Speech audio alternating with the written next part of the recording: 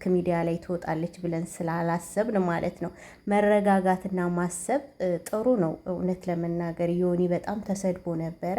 ዛሬ እንግዲህ ትክክለኛው የዲኤንኤ ውጤት መጥቷል። ህዝቡም ጉድ ብሎ ተደናግጧል። ህይወት ያጋጥሟል። ከመሳደብ ከመተቸት አስተውለን ቃላቶችን ብንጠቀም ባይ ነኝ። አሰላሙ አለይኩም ወረህመቱላሂ ወበረካቱ። ውድና የተከበራችሁ የዘይነብ እንድሪስ ዩቲዩብ ቻናል ቤተሰቦች ሰላም፣ እንዴት ናችሁ? ደህና ናችሁ? በያላችሁበት የዓለም ክፍል ሰላማችሁ ብዝት ትረፍ ይበል እያልኩኝ ዛሬ እንግዲህ አንዳንድ ሀሳብ አስተያየቶችን ለመስጠት መጥቻለሁ። እንግዲህ ሁላችሁም እንደምታውቁት የዮኒና የኪያ ልጆች ከዚህ በፊት ዲኤንኤ ተደርጎ ያ ዲኤንኤ የተሳሳተ ነው ተጭበርብሯል ብላ ኪያ ወደ እዮሃ ሚዲያ መጥታ ነበረ።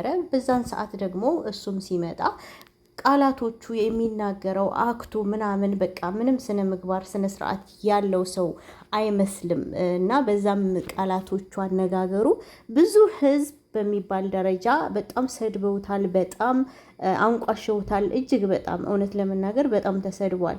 ምክንያቱም አንደኛ የሚናገራቸው ቃላቶች፣ ሁለተኛ ደግሞ እሷ ትክክል ናት እውነት አላት ተብሎ ስለሚታሰብ። ምክንያቱም አንዲት እናት ከምንም ከማንም በላይ ከፈጣሪዋ ቀጥላ ልጇን ከየት እንዳመጣችው ታውቃለች። በዚህ ልክ ደግሞ እርግጠኛ ስትሆን ሚዲያ ላይ ትወጣለች እና ተዋሻለች ብሎ የገመተም አንድም ሰው የለ። ብዙ ሰው ድንጋይ ሲወረውርበት ነበር። ዛሬ ግን የእሱ መልካምነት የእሱ እውነታ ወጥቷል። ዮኒ ለሁለተኛ ጊዜ ልጆቹን ዲኤንኤ ምርመራ ተደርጎ እንግዲህ ሁላችሁም እንዳያችሁት እዮሃ ሚዲያ ላይ የልጆቹ ውጤት መጥቷል። የእሱ ልጆች እንዳልሆኑ በግልጽ አይተናል ማለት ነው። እንግዲህ ከአንዴ ሁለቴ ዲኤንኤ ምርመራ ተደርጓል። እውነት ለመናገር ማንም ሰው ያልጠበቀው ውጤት ነው የመጣው።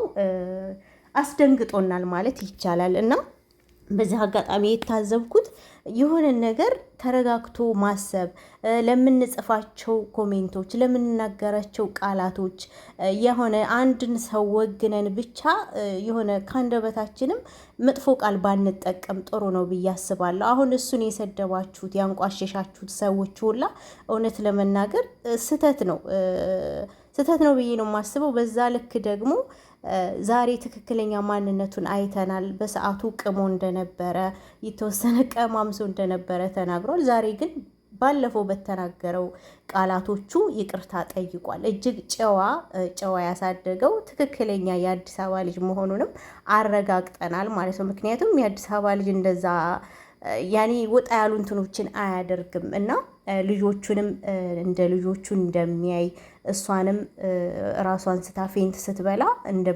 እንደሚያገባት ማርያምን እያለ እየማለ እንግዲህ አይተናል ማለት ነው። እና እኔ በጣም ደስ ብሎኛል። ለነገሮች ባንቸኩል።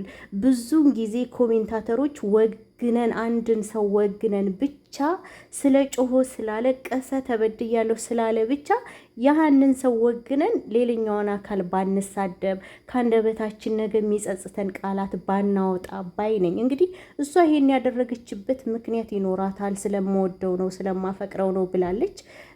ሌላ ምንም ልንል አንችልም። ይሄንን እውነት እያወቀች በዚህ ልክ ባትሄድ መልካም ነበረ። ምክንያቱም ከእናት በላይ የሚያውቅ ስለሌለ ህዝቡም የኮራው ህዝቡም ያመናት እርግጠኛ ሳትሆን እናት አትወጣም፣ እናት እውነት ናት የሚባለውንም ነገር ስለያዘ ህዝቡ ከጎኗ ቆሞ ነበረ። በነገራችን ላይ እዚህ ጋራ የሆነ እንደ አዲስ የሆነ ድንግጥ አላለችም በነገራችን ላይ። ምክንያቱም እውነቱን የምታውቀው እሷ ስለሆነች እዛ ጋር ፊንት የሰራችው ምናምን እኔ ሳስበው ዝም ብላ የሆነ የጭንቀት አለ አይደለ ሆን ብላ ያደረገችው ነው የሚመስለኝ። የሆነ ሰርፕራይዝ አልሆነችም በውጤቱ። ምክንያቱም የምታውቀው ነገር ነው። እናት እውነት ናት ነው የሚባለው እና አንዳንዴ ህይወት እንደዚህ ልንሰራ ያስገድደናል። ማንም ሰው ንጹህ የለም። እሷንም ቢሆን አትስደቧት። መበረታታት ያለባት ሴት ልጅ ከጎኗ ልንሆን ይገባል። ከስድብ ይልቅ ዝም ብትሉ፣ መምከር ሰውን መርዳት ካልቻላችሁ ዝም ብትሉ። ምክንያቱም ዮኒን ያን ሁሉ ድንጋይ ስትወረውሩበት እንግዲህ አያችሁ ዛሬ እሱ ንጹህ ሆኖ ተገኘ እና ዋጋ ያስከፍላል፣ ይጸጽተናል። ቃላቶችን መወርወር ተገቢ ነው ብዬ አላስብም። አስተያየትን መስጠት ከፈለጋችሁ ከስድብ የጸዳ የሆነ እንትን ብላችሁ አስባችሁ ብትሰጡ መልካም ነው ብዬ አስባለሁ። የብዙዎቻችን ችግር ኮሜንት አስተያየት ስንሰጥ ከስድብ በቃ እየጸዳ አይደለም። ለምን እንደሆነ አይገባኝም። እና ውድ ቤተሰቦቼ በዚህ ሁኔታ በጉጉት ሲጠበቅ የነበረው የዲኤንኤ ውጤት በዚህ መልኩ መጥቷል። ለሁለተኛ ጊዜ ነበረ ዩሃ ሚዲያ ላይ የተደረገው። ከዚህ በፊት ሌላ ቦታ ተደርጓል ላይ ቲንክ ይመስለኛል። እና ይሄን ሁላ ርቀት መሄድ አልነበረባትም። ምክንያቱም እውነትን ስለምታውቅ ያው እንግዲህ የእሱ ሳይሆን መቼም ሳይንስም ቢሆን ቴክኖሎጂም ነው ሊል አይችልም። እና ዶክተሮቹም ሊዋሹ አይችልም። የመጀመሪያው ቢዋሽ እንግዲህ ዩሃ ሚዲያ አምና በግልጽ አንተ ጋር ውጤቴ ይታይልኝ ብላ ነው የመጣችው። ምንም የማጭበርበር ነገር የማይታሰብ ነገር ነው ማለት ነው። ዞሮ ዞሮ ልጅቱ ይቅርታ ጠይቃለች።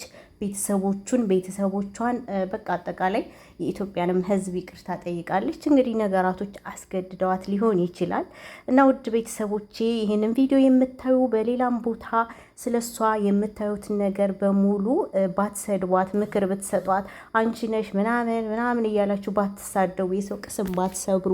ምክንያቱም የራሷ ምክንያት ሊኖራት ይችላል ይሄን ያደረገችበት። ደስ የሚለው ግን ዮኒ አገባሻለሁ ማርያምን አገባሻለሁ ብሎ ነው ቃል የገባላት። በጣም ጨዋ ልጅ ነው እውነት ለመናገር። የባለፈውንም ቃላቶችን ይቅርታ ጠይቋል። ሞቅ ብሎኝ ነበር፣ ቅሜ ነበር ምናምን ብሎ ይቅርታ ጠይቋል። ቆሞ ማለት ነው። ቆሞ አይታችሁታል እንዴት ይቅርታ እንዳለ። በጣም ጨዋ ሰው ነው እና ይሄንን ይዤላችሁ መጥቻለሁ።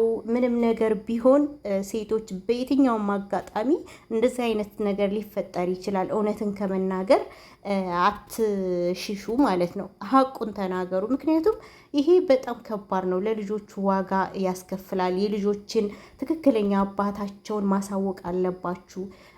እናንተ የራሳችሁን እንትን ለማሟላት ስትሉ ያልሆነ ሰው ላይ መለጠፍ አለባችሁ ብዬ አላስብም። እንግዲህ ዮኒ ምርጥ ሰው ብለናል። እነዛ ሲሰድቡህ የነበሩ ሰዎች ዛሬ አድናቂ ሆነዋል ማለት ነው።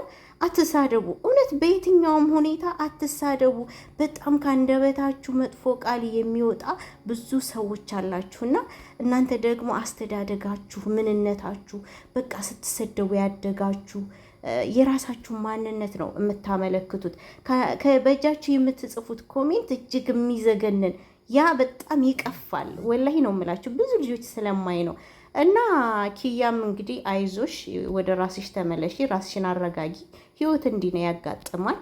አንተም መልካም ሰው ነህ። ይሄ መልካምነትን ቀጥልበት እላለሁ። ውድ ቤተሰቦች ከተመቻችሁ ላይክ፣ ሼር፣ ሰብስክራይብ አድርጉኝ።